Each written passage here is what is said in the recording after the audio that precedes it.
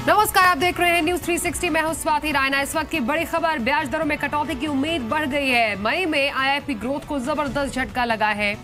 मई में IIP growth 3.1% से घटकर 1.7% रह गई है। महीने दर महीने आधार पर माइनिंग ग्रोथ 4.2% से घटकर -0.9%, जबकि मैन्युफैक्चरिंग ग्रोथ 2.6% से घटकर 1.2% रह गई है। हालांकि इलेक्ट्रिसिटी ग्रोथ 5.4% से बढ़कर 8.7% हो गई है। प्राइमरी गुड्स ग्रोथ भी 4.6% से घटकर 3.4% पर है। इंटरमीडिएट गुड्स ग्रोथ 4.6% से घटकर 0.7%। इंफ्रास्ट्रक्चर गुड्स ग्रोथ 5.8% से घटकर 0.1% पर रह गई है।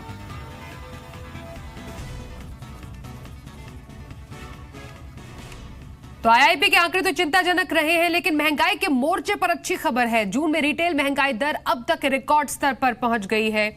जून में रिटेल महंगाई दर 2.18% से गिरकर 1.54% हो गई। दूध की महंगाई दर 4.56% से घटकर 4.15% हो गई है। शहरी महंगाई दर 2.13% से घटकर 1.41% है। दाल महंगाई दर 19.45% से घटकर -21.92% हो गई है।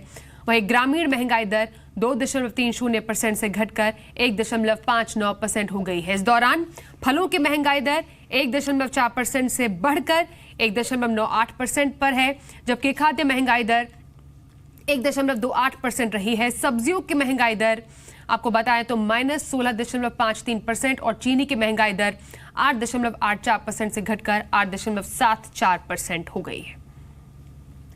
इस बीच chief economic adviser Arvind Subramanian ने कहा है कि महंगाई रिकॉर्ड लो स्तर पर है, इससे दरों में कटौती की उम्मीद बन गई है। Clearly, this low number and what it implies about underlying price pressures, as well as the latest data on the IIP, is something that I am sure all policymakers will reflect upon very, very carefully. और इस वक्त हमारे साथ phone line पर Aditi Nair, principal economist इकरा मौजूद हैं। अदिति, बहुत स्वागत है आपका जी बिजनेस पर। दो आंकड़े आज आए हैं, इकोनॉमिक हेल्थ के दो बड़े इंडिकेटर्स हैं। आईआईपी घटा, चिंताजनक बात, वहीं इन्फ्लेशन घटा है, ये अच्छी खबर है। दोनों आंकड़ों को कैसे इंटरप्रेट करेंगे? देखिए, अगर इन्फ्लेशन की तरफ नजर डालें तो डेफिनेटली एक फ्रेश सीरीज लो 1.5% की इन्फ्लेशन रिकॉर्ड करी गई है जून 2017 में। एक तो जो YOY डिसइन्फ्लेशन होती है फूड आइटम्स में वो बढ़ी है, मतलब कि पिछले साल के मुकाबले इस साल जून में जो वेजिटेबल्स और प्रोटीन्स आदि के दाम थे वो गिरे हैं पिछले साल से। और जो कोर इन्फ्लेशन है जो फूड आइटम्स को हटाकर देखी जाती है उसमें भी काफ़ी ब्रॉड बेस्ड ईजिंग आई है। 3.9% की इन्फ्लेशन रिकॉर्ड करी गई है जून 2017 में, जो कि पिछले महीने 4.3% थी। तो ओवरऑल अगर हम RBI के जो इन्फ्लेशन टारगेट बैंड है उसकी तरफ देखें तो अब 8 महीने हो गए हैं कि 4% का जो मिड पॉइंट है उस इन्फ्लेशन टारगेट बैंड का, उससे कम रही है CPI इन्फ्लेशन।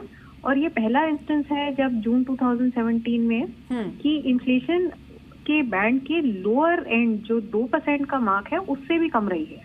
तो 1.5% पे इन्फ्लेशन आई है, जो सिग्निफिकेंटली लोअर है RBI के इन्फ्लेशन टारगेट बैंड से भी, और साथ ही साथ जो उन्होंने अपनी प्रोजेक्शन दी थी उससे भी। तो ओवरऑल अब अगर मॉनसून की तरफ देखें या जो सोइंग है उसकी तरफ देखें तो जनरली डायनामिक्स काफ़ी पॉजिटिव हैं। और जुलाई के महीने में भी टमाटर के अलावा बाकी काफ़ी आइटम्स के दाम अभी भी सीजनली एडजस्टेड बेसिस पे काफ़ी बिनाइन है।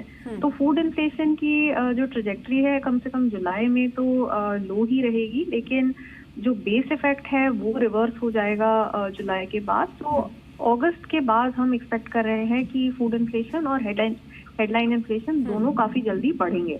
राइट। अदिति, महंगाई रिकॉर्ड लो स्तर पर है, तो क्या इससे दरों में कटौती की उम्मीद जगती है, जैसा कि chief economic adviser Arvind Subramanian ने कहा? देखिए, जिस तरह से मैं अभी पहले कह रही थी कि इन्फ्लेशन ने अंडरशूट किया है एक्सपेक्टेशंस को, RBI की एक्सपेक्टेशंस को, तो डेफिनेटली हमें ये लग रहा है कि एक 25 बेसिस पॉइंट्स का रेपो रेट कट अगस्त की मॉनेटरी पॉलिसी रिव्यू में आ सकता है, लेकिन अभी भी हमें ये नहीं लग रहा कि एक यूनानिमस डिसीजन होगा, क्योंकि हो सकता है कि कुछ एमपीसी मेंबर्स आगे की तरफ देखें। जैसे मैं अभी कह रही थी, सीपीआई इन्फ्लेशन अगस्त के बाद यही लाइक्लीहुड है कि काफी जल्दी बढ़ेगा, जैसे कि फेवरेबल बेस इफेक्ट हटता जाएगा। तो रेट कट हम एक्सपेक्ट कर रहे हैं, लेकिन ये यूनानिमस नहीं होगा और आगे जाके सीपीआई इन्फ्लेशन की जो बढ़ने की आशंका है उसकी वजह से हमें ये नहीं लगता कि rate cut second half of FY18 में भी कंटिन्यू होंगे। तो शायद एक फाइनल रेट कट अभी हमें अगस्त की पॉलिसी में दिख सकता है। Alright, thank you so much Aditi Nair हमसे बातचीत करने के लिए इन दोनों ही मुद्दों पर। इनफैक्ट आज जो नंबर्स आए हैं उस पर इकोनॉमिस्ट बृंदा जागीरदार का ये कहना है कि महंगाई गिरने से रेट कट का स्कोप बन गया है। आरबीआई के पास अभी पॉलिसी स्पेस खुल चुका है, तो आरबीआई उन्होंने जो रिवर्स कर लिया था, अपना जो स्टैंड रिवर्स कर लिया था और अभी न्यूट्रल पे आ गए हैं। अब तक तो ये इंडिकेट कर रहे थे कि शायद यहां से बढ़ सकते हैं, लेकिन अभी स्थिति ऐसे बन रही है कि आरबीआई को शायद घटाना पड़े, और घटाने के लिए आरबीआई के पास अब पॉलिसी स्पेस है, क्योंकि इन्फ्लेशन भी कम हो गई है, ग्लोबल क्रूड ऑयल प्राइसेस भी सॉफन हो रहे हैं, कमोडिटी प्राइसेस भी सॉफन हो रहे हैं, और हमारी ग्रोथ जो है, चाहे एग्रीकल्चरल ग्रोथ हो या इंडस्ट्रियल ग्रोथ हो, उसको बढ़ावा देने की बहुत जरूरत है। जरूर ये आंकड़ा क्रिटिकल है कि इन्फ्लेशन जिस तरीके से अपनी ट्रेजेक्टरी में जा रहा है, और अगर आने वाले समय में जीएसटी के इम्पैक्ट, जिसको मार्केट बहुत क्लोजली ऑब्जर्व कर रहा है, वो अगर एक सर्टेन पैटर्न में आए तो फिर हम वापस आरबीआई के एक्शन पे डिस्कशंस करना शुरू कर देंगे। मुझे लगता है कि अब मार्केट के बहुत से प्लेयर्स ने आईआईपी आंकड़ों को पर्सपेक्टिव में लेना छोड़ दिया है। रिजर्व बैंक के गवर्नर उर्जित पटेल आज नोटबंदी मामले में जांच कर रही संसदीय समिति के सामने पेश हुए। इस दौरान उन्होंने नोटबंदी और उससे जुड़े सवालों पर अपनी सफाई दी। सूत्रों के मुताबिक संसदीय पैनल ने आज भी पटेल से बैंकों में जमा हुए पुराने नोटों की जानकारी मांगी। पैनल ने उर्जित पटेल से पूछा कि नोटबंदी के दौरान बैंकों में कितने पुराने नोट जमा हुए। इस पर उन्होंने आज भी पैनल को कोई जानकारी नहीं दी। पटेल ने सिर्फ इतना ही कहा कि अभी भी पुराने नोटों की गिनती जारी है।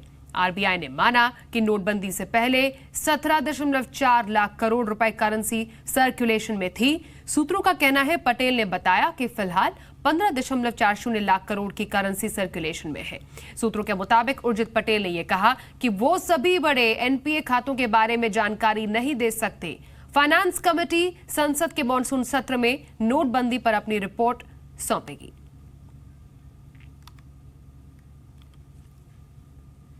प्रधानमंत्री नरेंद्र मोदी ने जीएसटी पर मुख्य सचिवों को बड़ा टारगेट दिया है। पीएम ने कहा कि 15 अगस्त तक सभी व्यापारियों का जीएसटी में रजिस्ट्रेशन हो जाना चाहिए।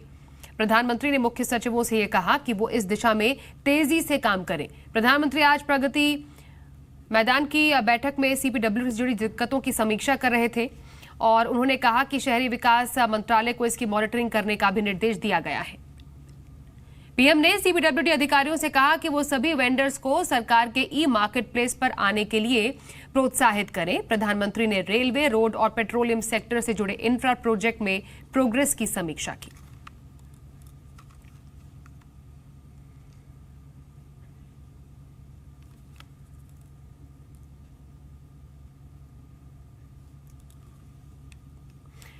आगे बढ़ते हैं। रिजर्व बैंक के खिलाफ एसआर स्टील की याचिका पर गुजरात हाईकोर्ट में सुनवाई कल भी जारी रहेगी। आरबीआई ने एसआर स्टील के खिलाफ इंसॉल्वेंसी की प्रक्रिया शुरू करने का आदेश दिया है।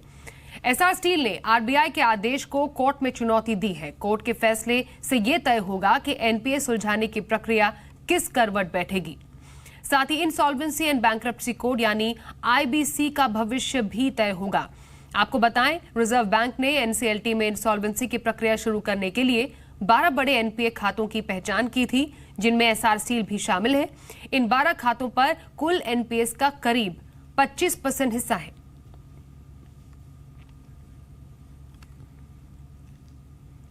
सरकार नई टेलीकॉम पॉलिसी पर काम कर रही है, जिसमें 5G, इंटरनेट ऑफ थिंग्स और सेक्टर में ज्यादा निवेश आकर्षित करने पर फोकस रहेगा। टेलीकॉम मंत्री मनोज सिन्हा ने कहा कि नई टेलीकॉम पॉलिसी अगले साल तक आ जाएगी। उन्होंने कहा कि पॉलिसी बनाने की प्रक्रिया में पहली बार बाहर से भी एक्सपर्ट शामिल होंगे। उन्होंने कहा अगले 3 से 4 महीनों में इसमें तेजी आएगी। मनोज सिन्हा ने कहा कंसल्टेशन में अमेजॉन, गूगल और एप्पल की भी हिस्सेदारी होगी, क्योंकि नई पॉलिसी में नई टेक्नोलॉजी को शामिल किया जाएगा। मनोज सिन्हा के मुताबिक डेटा सिक्योरिटी सरकार की प्राथमिकता है।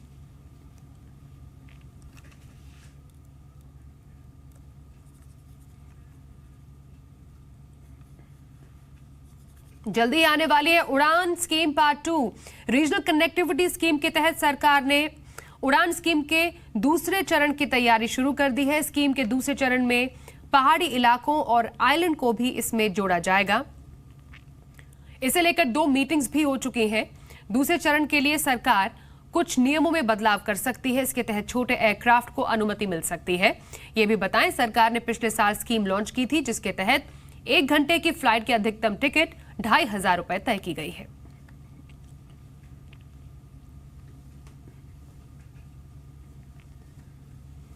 सरकार की तमाम कोशिशों के बाद भी देश में किसानों की हालत खस्ता है। तमाम राज्यों से कर्ज माफी की आवाजें उठ रही हैं। किसानों की जिंदगी को बेहतर करने के लिए, खेती बाड़ी पर उसकी निर्भरता कम करने के लिए और उसे रोजगार के दूसरे विकल्प मुहैया कराने के लिए नीति आयोग एक खास परियोजना पर काम कर रही है। ये रिपोर्ट देखिए। किसानों की इनकम बढ़ाने और उन्हें खेती किसानी के अलावा दूसरे सेक्टर में रोजगार मिल पाए, इसको लेकर नीति आयोग एक योजना पर काम कर रहा है। एग्रीकल्चर सेक्टर में सुधार, रोजगार बढ़ाने और रेवेन्यू जनरेट करने के वो लेकर नीति आयोग ने राज्यों से भी सहयोग मांगा है। सरकारी आंकड़ों के मुताबिक देश के किसान की खेती से औसत इनकम प्रति महीने 3,081 रुपए है। इसमें पशुपालन, डेयरी को भी मिला दिया जाए तो ये इनकम बढ़कर 6,400 रुपए हो जाती है। अब नीति आयोग की योजना स्मॉल एंड मीडियम एंटरप्राइजेस को प्रमोट करने की है, जिससे किसानों को और विकल्प मिल सके। इसके अलावा किसानों की मदद के लिए नीति आयोग लैंड बैंक और लैंड मोनेटाइजेशन, डेयरी हस्बेंड्री के लिए आसान शर्तों पर आर्थिक सहयोग पर भी फोकस कर रहा है। जीडीपी में महज 14% योगदान होने के साथ देश की अधिकतम आबादी रोजगार के लिए एग्रीकल्चर पर निर्भर है। आंध्र प्रदेश की कुल वर्कफोर्स का लगभग 52% एग्रीकल्चर पर निर्भर है। छत्तीसगढ़ में लगभग 72%, बिहार में 62%, वहीं यूपी में 52% और मध्य प्रदेश में लगभग 60% आबादी रोजगार के लिए एग्रीकल्चर पर निर्भर है। नॉन एग्रीकल्चर पॉपुलेशन आपका जो लेबर फोर्स है 51% है, which occupy 86% of your total GDP और इनकम। और एग्रीकल्चर में 49% लोग हैं जिनका टोटल इनकम में देश में शेयर है 14%। तो इनइक्वालिटी ग्रॉस है जो इतना ह्यूज है।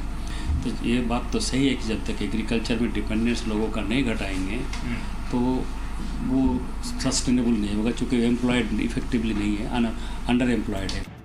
यानी देश का एक बड़ा हिस्सा आज भी एग्रीकल्चर से ही जीवन यापन करता है। ऐसे में नीति आयोग की ये कोशिश लॉन्ग टर्म सॉल्यूशन हो सकता है, पर सवाल ये है कि क्या इन्हें जमीन पर उतारना इतना आसान होगा। एग्रीकल्चर सेक्टर पर से दबाव कम हो और दूसरे क्षेत्रों में ज्यादा से ज्यादा नौकरियां पैदा हो, इसको लेकर नीतियां बनाई जा रही है। दरअसल ये पूरी कवायद उस रणनीति का हिस्सा है जिसके तहत अलग अलग क्षेत्रों में कम समय में ज्यादा से ज्यादा नौकरियां पैदा की जाए। पर अब ये देखना दिलचस्प होगा कि सरकार की इस योजना में राज्यों की ओर से कितना सहयोग मिलता है। प्रकाश प्रियदर्शी, जी मीडिया। नॉर्थ ईस्ट के तेज विकास के लिए 2,000 करोड़ रुपए के एक रोड प्रोजेक्ट को मंजूरी दी गई है। ये सड़क मणिपुर से म्यांमार को जोड़ेगी। तो कैसा होगा ये प्रोजेक्ट और इस प्रोजेक्ट से नॉर्थ ईस्ट का किस तरह फायदा होगा, इस पूरे मामले पर road and transport minister Nitin Gadkari से खास बातचीत की है जी मीडिया संवाददाता समीर दीक्षित ने। सर, कैबिनेट में नॉर्थ ईस्ट को लेकर जो फोकस शो किया है रोड कनेक्टिविटी के लिहाज से, क्या कुछ कदम उठाए हैं और किस तरीके से उसका फायदा आप देख रहे हैं? देखिए, नॉर्थ ईस्ट को हमने इंफ्रास्ट्रक्चर के लिए हाईएस्ट प्रायोरिटी दी है और आज नॉर्थ ईस्ट में हमने 2,000 करोड़ का रोड मंजूर किया है। और ये मणिपुर से म्यांमार तक जोड़ने वाला, 2 स्टेट का ही नहीं, 2 राष्ट्रों का, देशों को जोड़ने वाला रोड है। और यहाँ से म्यांमार जाने के बाद हम बैंकॉक, इंडोनेशिया, मलेशिया तक जा सकेंगे, सिंगापुर तक जा सकेंगे। तो नेचुरली ट्रेड एंड बिजनेस के लिए मणिपुर में ये ग्रोथ इंजन होगा, रोजगार निर्माण करेगा और नॉर्थ ईस्ट के विकास के लिए ये बहुत महत्वपूर्ण होगा। फंडिंग कैसे होगी प्रोजेक्ट की, क्या कुछ खाका है? इसमें भूटान, बांग्लादेश, भारत और नेपाल इसके बीच की हमारी मीटिंग हुई थी। तब एडीबी बैंक ने कहा था कि जब 2 देशों को जोड़ने के रोड होंगे उसके लिए वो कर्जा उपलब्ध करा के देंगे। इस रोड में भी 60% कर्जा वो दे रहे हैं, करीब 1000 करोड़ उनके तरफ से कर्जा मिलेगा, बाकी पैसा भारत सरकार डालेगी। धन्यवाद सर, बात करने के लिए। कैमरामैन पीयूष के साथ समीर दीक्षित, दिल्ली, जी मीडिया। चलिए बात कर लेते हैं शेयर मार्केट की। बाजार आज भी नए रिकॉर्ड स्तर पर बंद हुआ। निफ्टी पहली बार 9800 के स्तर के पार बंद होने में कामयाब रहा। आखिरी घंटे में बैंकिंग शेयरों में जोरदार रिकवरी से बाजार दिन के ऊपरी स्तरों के करीब बंद हुआ। मिड कैप और स्मॉल कैप शेयरों में अच्छी खरीदारी रही। कारोबार खत्म होने पर सेंसेक्स 58 अंक, निफ्टी 30 अंक की बढ़त के साथ बंद हुए। तेल, gas, telecom, bank, NBFCs, liquor और केमिकल शेयरों में सबसे ज्यादा खरीदारी रही। वहीं शुगर और आईटी शेयरों पर दबाव दिखा। तो यहाँ से एक 100 पॉइंट या 80 पॉइंट का एक करेक्शन आने वाले दिन में देखने को मिल सकता है। और इस लेवल से अगर आप देखेंगे तो बैंक निफ्टी है उसमें काफ़ी दिक्कतें आ रही है। बैंक निफ्टी जो है वो 23,750 के लेवल्स को क्रॉस नहीं कर पा रहा है और इसी वजह से मुझे लगता है कि शायद ऐसा हो सकता है कि शॉर्ट टर्म में हम एक करेक्शन देख सकते हैं और इसी वजह से मुझे लगता है कि शॉर्ट टर्म पोजिशनल जो ट्रेड रखते हैं वो बुक कर सकते हैं, बट जो मीडियम टू लॉन्ग टर्म का व्यू रखते हैं वो 9750 या 9740 के करीब लॉन्ग पोजिशंस बना सकते हैं। कोटक महिंद्रा बैंक और आईएनजी वैश्या बैंक मर्जर के बाद दोनों के बीच एक और डील होने वाली है।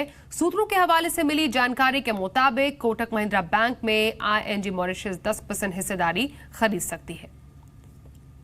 हालांकि यह हिस्सेदारी एक साथ नहीं बल्कि कई चरणों में खरीदी जाएगी। फिलहाल मार्च तक कोटक महिंद्रा बैंक में आईएनजी मॉरिशस की हिस्सेदारी 3.87% है। 2015 में कोटक महिंद्रा बैंक और आईएनजी वैश्या का मर्जर हुआ था। आरबीआई के नियमों के मुताबिक प्रमोटर को अपनी हिस्सेदारी घटानी होगी, जिसके लिए आरबीआई ने टाइमलाइन भी दी है। आरबीआई की टाइमलाइन के मुताबिक प्रमोटर को अपनी हिस्सेदारी दिसंबर 2018 तक 20% तक लानी होगी। प्रमोटर उदय कोटक की हिस्सेदारी फिलहाल 29.79% है। सूत्रों के हवाले से यह खबर है कि शेयर की खरीद के लिए भाव पर बातचीत जारी है। जीएसटी लागू होने की वजह से इंडिगो की मुश्किलें बढ़ गई है। कंपनी के पास जितने न्यू इंजन ऑप्शन यानी एनईओ वाले एयरबस A320 एयरक्राफ्ट्स हैं, उनमें से करीब आधे उड़ान ही नहीं भर पा रहे हैं। वजह है इंजन में आई गड़बड़ी दूर ही नहीं हो पा रही। इंडिगो के पास फिलहाल नियो इंजन वाले 22 एयरबस A320 एयरक्राफ्ट्स हैं। इनमें से 9 का इस्तेमाल नहीं हो पा रहा क्योंकि जीएसटी लागू होने के बाद रिप्लेसमेंट इंजन इंपोर्ट करने में कंफ्यूजन हो रहा है।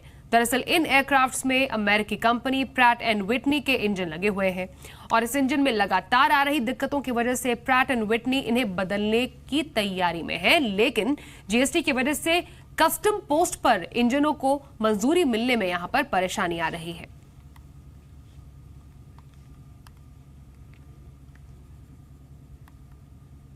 वही अगर अब आप पुराना गोल्ड बेचते हैं तो आपको 3% जीएसटी चुकानी होगी, लेकिन पुराने गोल्ड के बदले नया गोल्ड खरीदते हैं तो आपको कोई टैक्स नहीं देना होगा।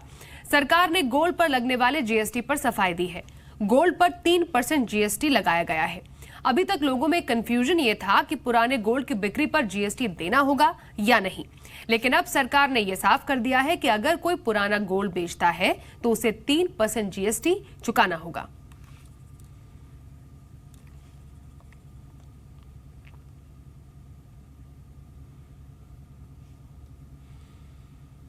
तो जीएसटी को लेकर कई परेशानियां हैं, कई मुश्किलें हैं, तो टेंशन की बात नहीं, क्योंकि इन्हीं मुश्किलों को आसान बनाने के लिए जी बिजनेस लगातार जागरूकता अभियान चला रहा है। दैनिक जागरण ने आज नोएडा के सेक्टर 6 में जीएसटी पाठशाला का आयोजन किया।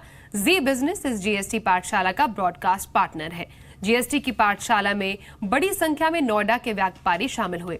जीएसटी की आज की इस पाठशाला में टैक्स विभाग के कई आला अधिकारी शामिल हुए। इस दौरान अधिकारियों ने व्यापारियों के सवालों का जवाब दिया और उनकी मुश्किलों का समाधान किया। जीएसटी काउंसिल की तरफ से फैसिलिटेशन सेंटर्स खोले गए हैं। स्टेट डिपार्टमेंट और सेंट्रल डिपार्टमेंट की तरफ से हेल्प डेस्क बनाए गए हैं। तो व्यापारियों को यदि कोई भी समस्या आती है खासकर छोटे व्यापारियों को, तो वो निसंकोच हेल्प डेस्क के पास जाएं, फैसिलिटेशन सेंटर्स के पास जाएं। आगे भी रिटर्न भरने में यदि कोई समस्या आती है तो गवर्नमेंट द्वारा ऑथराइज्ड फैसिलिटेशन सेंटर के पास जाएं और आसानी से अपना रिटर्न फिल करा सकते हैं। शुरुआती समस्याएं हमेशा आती रही हैं, कभी भी जब व्यवस्था में कुछ परिवर्तन हुआ है तो उसमें आती रही थी, लेकिन बाद में देखा गया है कि चाहे समाज के किसी भी वर्ग के कोई भी लोग हों, इसको अपना लिया है। तो इसी प्रकार जीएसटी लागू होने के पश्चात, क्योंकि इसमें एक ट्रांसपेरेंसी की भी बात की गई थी, तो सारी चीज़ों को ऑनलाइन कर दिया गया है, चाहे रिटर्न हो या और भी जो चीज़ें हैं, तो वो यहाँ पे भी किया गया है। और इसमें निश्चित रूप से ये जो व्यवस्था लागू हुई है इसको भी धीरे धीरे आत्मसात कर लेंगे, ग्रहण कर लेंगे और कोई समस्या आगे नहीं आएगी। चलिए स्मार्टफोन्स की बात करें तो मोटोरोला ने भारत में मोटो E4 प्लस लॉन्च कर दिया है। इस फोन की कीमत 9,999 रुपए है। इसे फ्लिपकार्ट पर उपलब्ध होगा। मोटो E4 प्लस में पावरफुल 5000 mAh बैटरी है। इस फोन में 3GB रैम 32GB स्टोरेज दी गई है। मोटो E4 प्लस का रियर साइड मेटल का है। फ्रंट में होम बटन दिया गया है जिसके नीचे फिंगरप्रिंट सेंसर भी है। इसमें 3.5 mm का ऑडियो जैक है। मोटो E4 प्लस में वाटर रेपेलेंट नैनो कोटिंग है और ये फोन एंड्रॉइड 7.1.1 नोगट पर चलता है। इसमें 1.3 GHz quad core MediaTek SoC processor दिया गया है।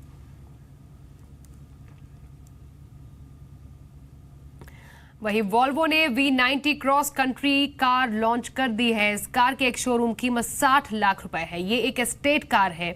इसमें सेडान की लग्जरी और SUV जैसा ग्राउंड क्लियरेंस दोनों मौजूद है। ये कार वॉल्वो के S90 सेडान के आधार पर बनी है।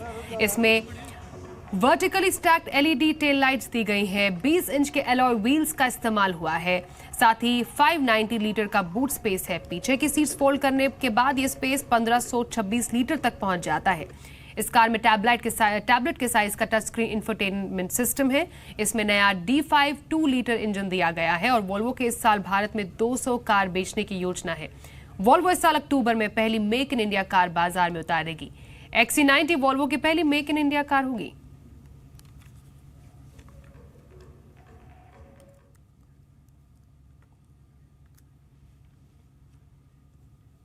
अब आपको बताते हैं कैसी होने जा रही है देश की पहली सोलर ट्रेन। इसमें सफर करेंगे तो कैसा एक्सपीरियंस आपको होगा। 10 कोच की इस ट्रेन का जायजा लिया है हमारे संवाददाता ब्रह्म प्रकाश ने।